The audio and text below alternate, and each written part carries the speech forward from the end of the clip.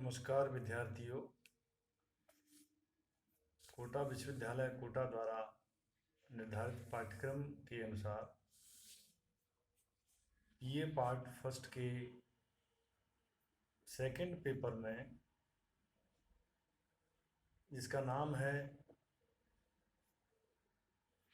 प्रतिनिधि भारतीय राजनीतिक विचारक, यानी इसमें वो थिंकर हैं जो मूलतः भारत की संस्कृति, भारत की भूमि पर पैदा हुए हैं, जिन्होंने अपने कर्तव्य के अनुसार भारत को विश्व की ऊंचाइयों पर पहुंचाने का कार्य किया।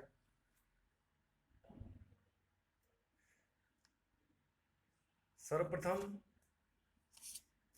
यूनिट के हिसाब से हम देखते हैं तो पहले वाले में मनु शुक्र कौटिल्य हैं, दूसरे में राजाराम मोहन राय, स्वामी दयानंद सरस्वती हैं, तीसरे में गोपाल कृष्ण गोखले, बाल गंगाधर तिलक, मोहनदास करमचंद गांधी, नेहरू, अंबेडकर, पांचवी में है मानवेंद्रनाथ राय एवं जयप्रकाश नारायण। तो हम महर्षि मनु आदि ब्रह्म की जो संतान हैं, ब्रह्म स्वरूप हैं, उनके बारे में सामान्य जानकारी प्राप्त करेंगे। मनुस्मृति इनका प्रमुख ग्रंथ है। इसके अध्याय 9 में श्लोक संख्या 2 से 74 में हम श्लोक से ही प्रारंभ करते हैं। स्वामात्यो प्रह राष्ट्रम कोसदंडौ सहृतथा सप्त प्रकृतयो हृता सप्तांग राजमुच्यते। अर्थात कहने का यहाँ इनका भावार्थ है,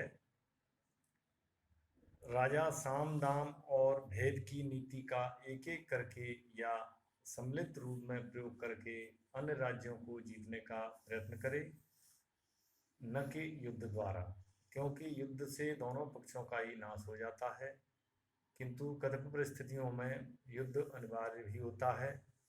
अतः जब आवश्यक हो तो निशंक होकर युद्ध का भी आश्रय लिया जाए, यद्यपि यह धर्म के अनुकूल या सुयुद्ध होना चाहिए।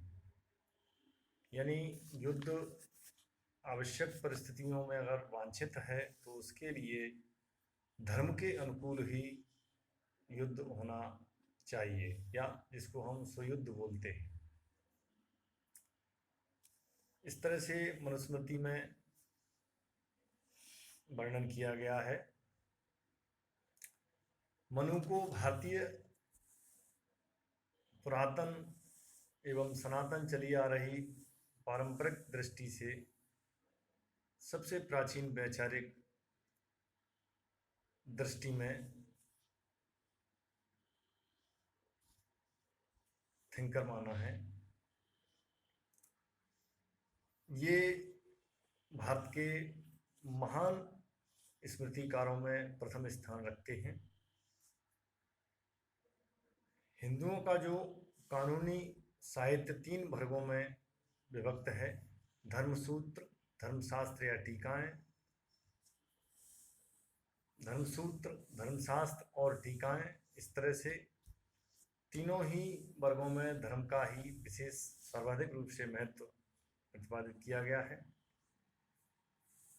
धर्मशास्त्रों में सबसे प्रमुख स्थान मनुस्मृति अथवा मानव धर्मशास्त्र का है, जिसके प्रणेता महर्षि मनु माने जाते हैं।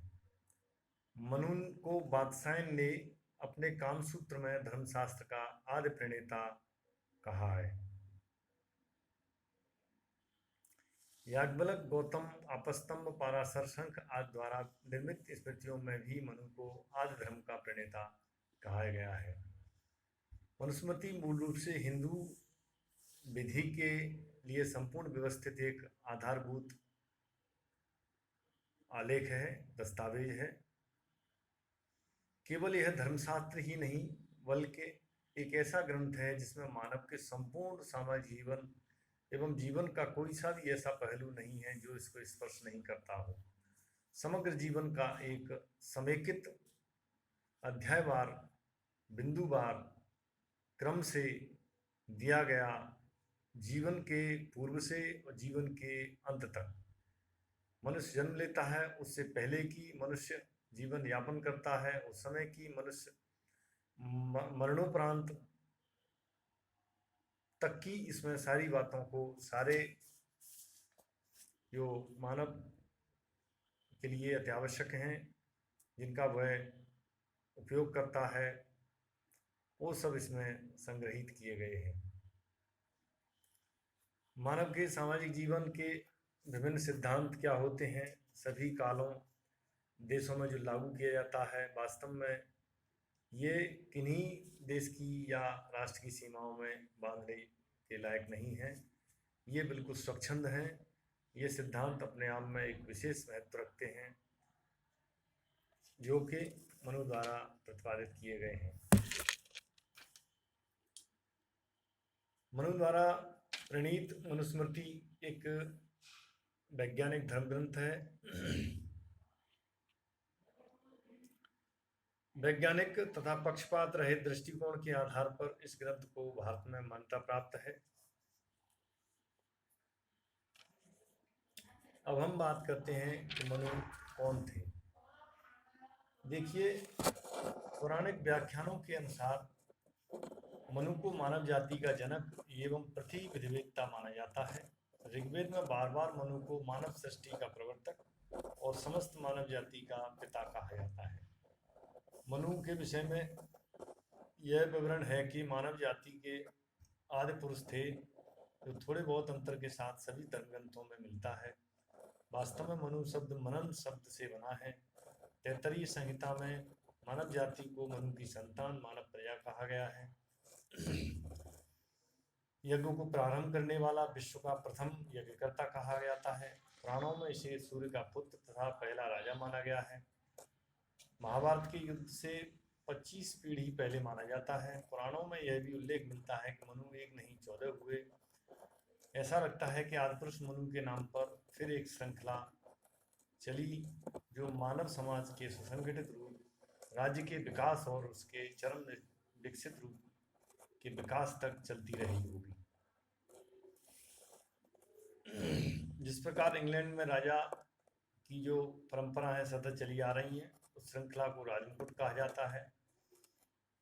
शंकराचार्य की गद्दियों के सभी स्वामियों को शंकराचार्य कहा जाता है। उसी प्रकार प्रारंभिक और विकसित हो रहे प्रत्येक मानव समाज के प्रत्येक अध्यक्ष को मनु कहकर ही पुकारा जाता रहेगा। इस तरह से ये विचार प्रकट किए। मानव धर्मशास्त्र निश्चित रूप से रचनाकार प्रथम मनु नहीं थे, जिसका उल्लेख मानव जाति के प्रथम दंपति के रूप में किया जाता है, क्योंकि वे तो इस समाज व्यवस्था के प्रारंभ करता ही है। मनु स्मृति में समाज व्यवस्था के जिस व्यापक रूप का नियमन किया गया है, वह राज्य संस्था के पूर्ण विकास के बाद ही किया जाता है। इसलिए निश्चित रूप से मनुस्मृति की रचना मनुओं की एक लंबी श्रृंखला ने की है। जनश्रुतियों के आधार पर मनु को ब्रह्मा का मानव पुत्र बताया गया है, और पुराणों में ऐसा उल्लेख मिलता है कि जब जल प्रलय में सारी सृष्टि नष्ट हो गई, उस समय नाव में बैठे हुए मनु और उनकी स्त्री शत्रुपा ही बची। इन दोनों के साहचर्य से 2 पुत्र और 3 पुत्रियां उत्पन्न हुई। उनके प्रथम पुत्र प्रियव्रत के वंश में ऋषभदेव तथा भरत आदि हुए, जिनके नाम पर ही इस देश का नाम भारत रखे जाने का अनुमान किया जाता है। उनके दूसरे पुत्र तथा पुत्रियों के कुल में भी महान ऋषि और बलशाली योद्धा हुए। इस प्रकार मनु की संतानों में मानव परिवार की वृद्धि होती चली गई और समस्त मानव जाति उन्हीं के परिवार का एक अंश मानी जाती है। मनु के युग के संबंध में विद्वानों में बड़ा मतभेद है। भारतीय साहित्य में मनु के शासन को एकमत के से आदर्श शासक माना जाता है। रघुवंश में कालिदास ने लिखा है, रघुवंशी राजा मनु द्वारा बताई गई पद्धति के अनुसार शासन किया करते थे। उससे बिल्कुल रंच मात्र भी इधर उधर नहीं होते थे। इस प्रकार मनु के सामान्य परिचय को हम यहाँ इस तरह बताते हैं। इसमें मूल बात यह है कि मनु किसी जाति के या किसी धर्म के विशेष इस तरह का विचार मानने वाले विद्वान नहीं हुए, जबकि ये तो साक्षात आदि ब्रह्म के पुत्र, जगत के निर्माण करने वाले, संसार को बनाने वाले, इस तरह से इनको यहाँ पर प्रमुख रूप से प्रस्तुत किया है। मनुस्मृति मनु का एक लंबी श्रृंखला के अंतर्गत चयन करने वाला इस तरह का उनका एक क्रम है। धन्यवाद।